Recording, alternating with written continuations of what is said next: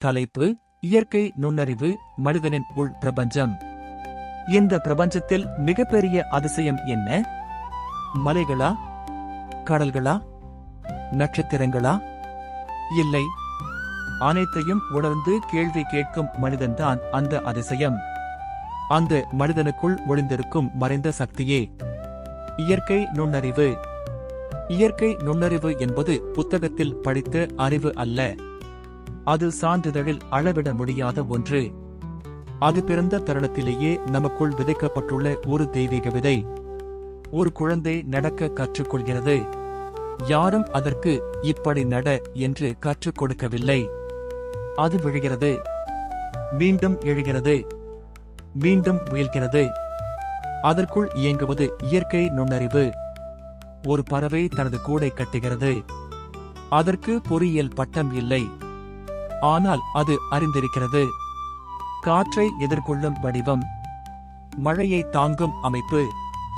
இந்த அறிவு எங்கே இருந்து வந்தது?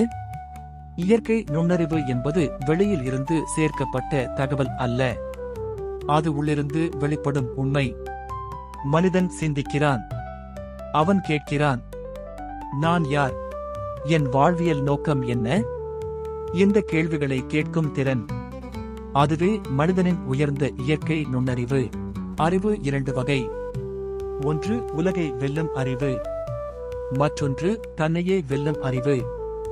உலகை வெல்லும் அறிவு மனிதனை உயர்த்தலாம், ஆனால் தன்னையே வெல்லும் அறிவு மனிதனை விடுவிக்கும்.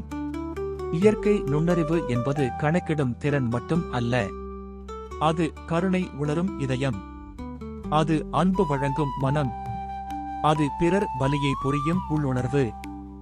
ஒரு இயந்திரம் பதில் தரலாம், ஆனால் அது அன்பு உணர முடியாது.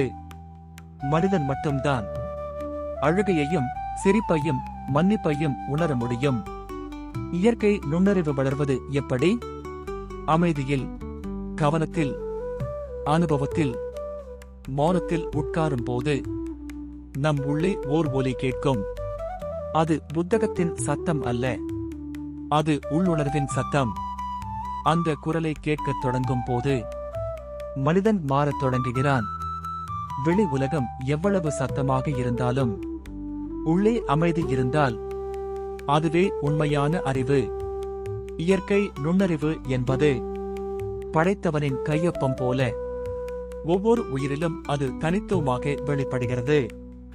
ஒருவர் கலை மூலம் அதை வெளிப்படுத்துகிறார், ஒருவர் அறிவியல் மூலம், ஒருவர் ஆன்மீகம் மூலம். ஆனால் மூல சக்தி ஒன்றுதான். மனிதன் இயற்கையை எதிர்த்து வாழும்போது அவன் குழப்பம் அடைகிறான். இயற்கையோடு ஒத்திசைந்து வாழும்போது அவன் தெளிவு அடைகிறான். ஏனெனில் அவன் உள்ளே இருக்கும் நுண்ணறிவும் இயற்கையின் ஓர் அங்கமே. மரம் பேசாது, ஆனால் அது எப்போது இலை விட வேண்டும் என்று அறியும். நதி யோசிக்காது, ஆனால் அது கடலை அடையும் பாதையை கண்டுபிடிக்கும். அதேபோல் மனிதனும் அவனுக்கான பாதையை அறிந்திருக்கிறான், ஆனால் அவன் அதை கேட்க மறக்கிறான். இயற்கை நுண்ணறிவு என்பது நமக்கு வெளியே தேட வேண்டிய ஒன்று அல்ல, அது நம்முள் விழித்தெழ வேண்டிய ஒன்று. அறிவை சேர்த்துக் கொள்வதை விட அறிவை வெளிப்படுத்த கற்றுக்கொள். உலகம் உன்னை மாற்ற முயலும், ஆனால் உன் உள்ளுணர்வு உன்னை நினைவூட்டும் நீ யார் என்று. இறுதியில் இயற்கை நுண்ணறிவு என்பது மனிதன் கடவுளாக மாறுவதல்ல, மனிதன் மனிதனாக முழுமையாக மலர்வதே. உள்ளுணர்வை கேள், அமைதியை அணை, அன்பை வெளிப்படுத்து. அப்போதுதான் உன் இயற்கை நுண்ணறிவு உன் வாழ்க்கையை ஒளியாக மாற்றும். நன்றி ஐயா. குருவருள் திருவருள். தொடர்ந்து இணைந்தே இருங்கள். கடவுள் ஆபிஷியல் சேனல் சப்ஸ்கிரைப் செய்து உங்கள் வாழ்வு மலரும். ஆழ்ந்த கடவுள் சத்தியம் வாழ்வில் வசமாகும்.